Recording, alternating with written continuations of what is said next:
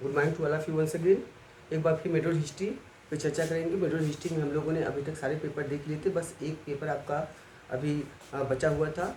वो आपका है मेडोल इंडिया फ्राम 1526 टू 1740 AD, 1526 से लेकर 1740 के बेसिकली जो पॉलिटिकल हिस्ट्री है उससे और रिलेटेड महत्वपूर्ण प्रश्न है। चलिए चर्चा करते हैं कि इसमें जो आपके 5 क्वेश्चंस करने हैं मेडोल हिस्ट्री के लिए BA थर्ड ईयर बी। इसमें हम लोग चर्चा करेंगे यूनिट वन। इसमें हम काफ़ी मतलब रिसर्च या शोध के बाद ये पता चला है कि क्वेश्चन जो है वो रिपीट बहुत कम हो रहे हैं, तो थोड़ा सा आपको कम से कम हर यूनिट से 3 क्वेश्चन तो आपको जरूर ही तैयार करना चाहिए। यहाँ पे पहला है बाबर के आक्रमण के समय उत्तर भारत की राजनीतिक स्थिति। तो पहला हो जाएगा आपका बाबर के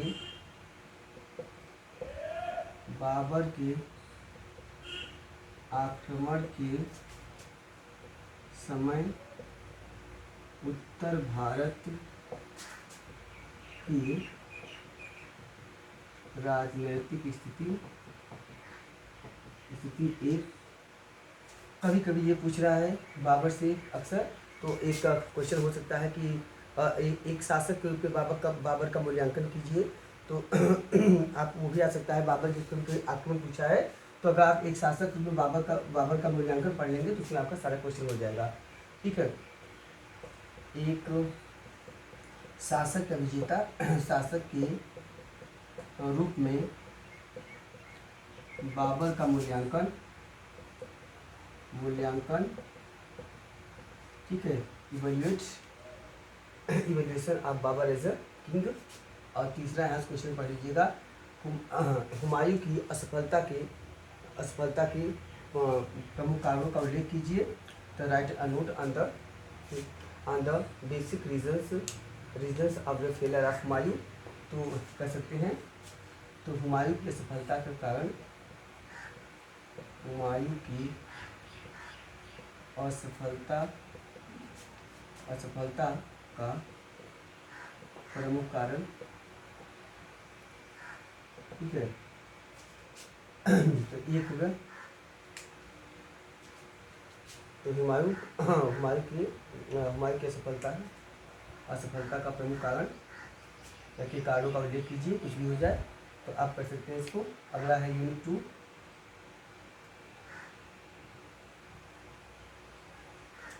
यूनिट 2 में जो आप देखिएगा मेन क्वेश्चन आपका है अकबर से आ रहा है मेन, तो अकबर को ही आप टारगेट कीजिए, वो यहीं से आपका, ताकि पूरा काम हो जाए। एक तो पढ़ लीजिए आप अकबर की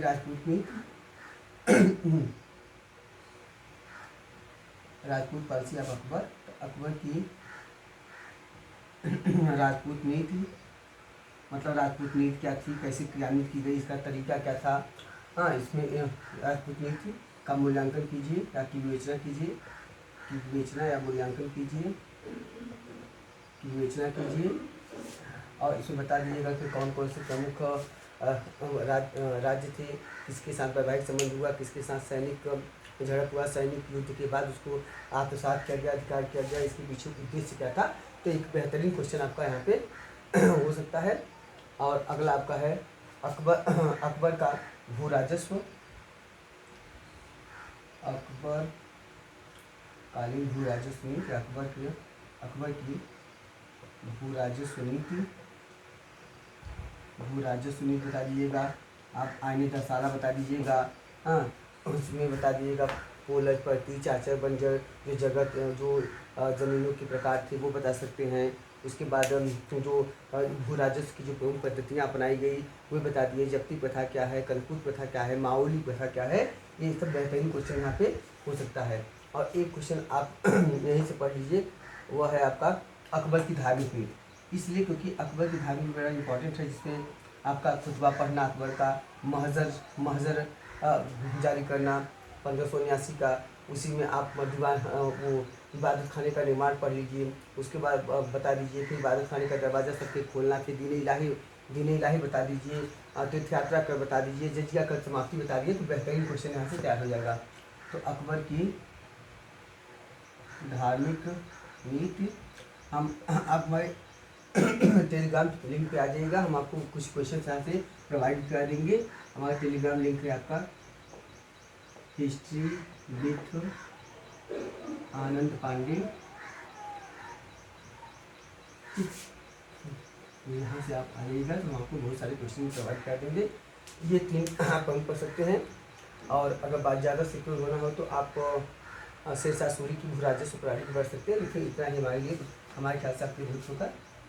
और क्योंकि एक शासक को टारगेट कीजिए तो वहीं पूरा क्वेश्चन पढ़िए, और बार बार अकबर से ही क्वेश्चन आना ही आना है, 100% है। ठीक, क्वेश्चन अगला है, यूनिट 3 में चर्चा करेंगे, वह है जो बार बार पूछा गया है, शाहजहाँ की मध्य एशियाई नीति, मुगलों की दक्षिणी नीति आदि। तो एक पढ़ लीजिए आप, शाहजहाँ की मध्य, इसी की बात से मध्य एशियाई नीति उनकी खत्म हो गई, मध्य एशिया हाथ से निकल कर शाहजहाँ की मध्य एशियाई नीति, उसके सफलता के कारण, सफलता कारण जो भी है वो आप वहाँ देख सकते हैं। अगला आप देख लीजिएगा यहीं पे, शाहजहाँ के पुत्रों के मध्य उत्तराधिकार युद्ध, तो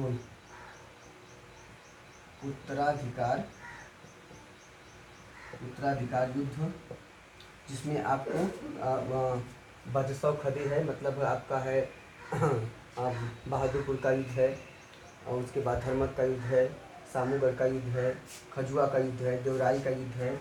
इन्हीं 5 युद्धों के बारे में बता दीजिए, किसमें जसवंत सिंह कहाँ थे, किसमें आपके मनुची गए थे, किसमें दारा लड़े हैं, किसमें सासुजा लड़े हैं, किसमें मुराद है, किसमें औरंगजेब है, उसका परिणाम क्या हो बता दीजिएगा। उत्तराधिकार युद्ध। और एक यहीं से और क्वेश्चन पढ़ लीजिए, वो है आपका है मुगलों की दक्षिणी नीति पढ़ लीजिए। तो कभी कभी क्या आता है कि ये दक्षिणी नीति आपको शाहजहाँ कालीन भी आ सकता है, जहांगीर कालीन भी आ सकता है, अकबर कालीन आ सकता है, या आ सकता है कि औरंगजेब कालीन। तो एक क्वेश्चन ही पूरा पढ़ लीजिए, मुगलों की दक्षिणी नीति, मुगलों की दक्षिणी नीति। क्वेश्चन अगला चर्चा करेंगे यूनिट 4 में।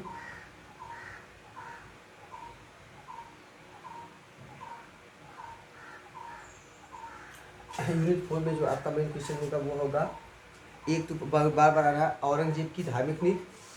तो यहाँ पढ़ लीजिए आप, औरंगजेब की धार्मिक नीति, मोस्ट इम्पॉर्टेंट क्वेश्चन है ये, एक धार्मिक नीति, रिलीजियस पॉलिसी ऑफ औरंगजेब।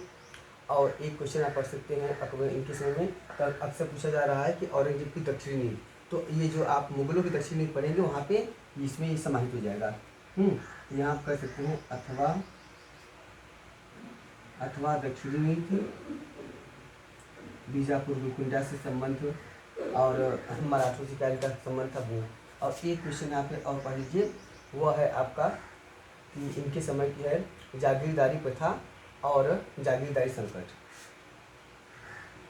जागीरदारी प्रथा तथा जागीरदारी संकट। जागीरदारी संकट की अवधारणा सबसे पहले सतीश चंद्र ने दिया है, उनकी किताब का नाम है parties and politics at Mughal court, जिसे मामूरी ने बेजागिरी की समस्या कहा है, जबकि औरंगजेब ने इसे एक अनार स्वाभिमान से इसकी तुलना खुद किया है। ठीक है, तो जागीरदारी प्रथा और जागीरदारी संकट जो इम्पॉर्टेंट क्वेश्चन। ठीक है, और यूनिट लास्ट यूनिट पढ़ लीजिए आप, जो मेन है यूनिट 5।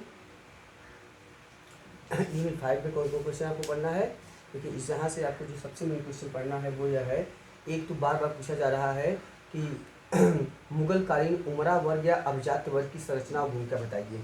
मुगल प्रशासन में या मुगल काल में उमरा वर्ग, एरिस्टोक्रेटिक क्लास, उमरा वर्ग या अभिजात वर्ग की संरचना तथा भूमिका, मोस्ट इम्पॉर्टेंट क्वेश्चन, भूमिका का उल्लेख कीजिए। दूसरा महत्वपूर्ण क्वेश्चन है यहाँ पे, मनसबदारी व्यवस्था की विशेषता या विशिष्ट गुण बताइए। दूसरा हो जाएगा आपका मनसबदारी सिस्टम। मनसबदारी व्यवस्था पूरा पढ़े रहेंगे तो काम दे देगा। अकबरकालीन भी आ सकता है। तो मनसबदारी व्यवस्था के विशिष्ट गुण या विशिष्ट तत्व क्या है, कैसे आगे चल के बदलाव हुआ, तत्वों की व्याख्या कीजिए, विशिष्ट तत्वों की व्याख्या कीजिए। और लास्ट में एक क्वेश्चन यहाँ से और पढ़ लीजिए, वह आपका है चाहे आप एक क्वेश्चन आया है मुगलकालीन समकालीन इतिहासकारों का उल्लेख कीजिए, ये भी हो सकता है। या एक आप पढ़ सकते हैं मुगलकालीन स्थापत्य कला। हाँ, तो ये भी आपका महत्वपूर्ण क्वेश्चन हो सकता है। तो बल्कि पढ़िए मुगलकालीन समकालीन इतिहासकार का उल्लेख कीजिए। मुगल कालीन समकालीन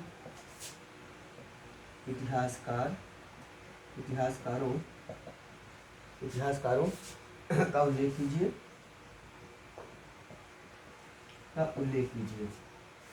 ठीक है। तो इतने क्वेश्चन आपको कम से कम प्रथम दृष्टया आप इसको तैयार कीजिए, जो मेन है।